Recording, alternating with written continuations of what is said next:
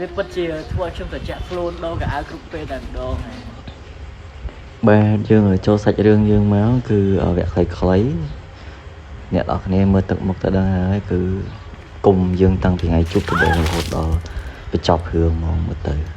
ជួបលើកណាក៏ខ្ញុំត្រូវដែរហើយចាប់ផ្ដើម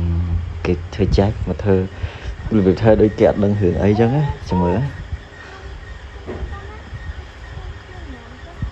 នាង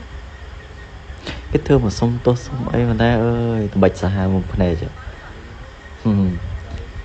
ញាក់សាច់បាទសុំទោសនិយាយទៅគឺចរកត់នៅក្រៅបែបហ្នឹងបងប្អូនដូចគ្នានៅក្នុងរឿងហ្នឹងគឺគេរើតួត្រូវដាក់ត្រូវហ្មងហើយបន្ទាប់ពីត្រូវទឹកមកគឺខ្ញុំមានអីក្រៅពីជោគខ្លួននឹងឯងព្រោះអីដូចនិយាយចឹងក្នុងមួយរឿងនេះគឺខ្ញុំត្រូវជោគខ្លួនម្ដងប្រហែលដងទេហើយយើងត្រូវការដោះកៅអៅផ្លាស់លឿនសម្រាប់ដូរឈុតថ្មីវគ្គថ្មីឲ្យត្រូវគេធ្វើបាបទៅដែរអូខេជួបគ្នាថ្ងៃច័ន្ទដល់ថ្ងៃពុធ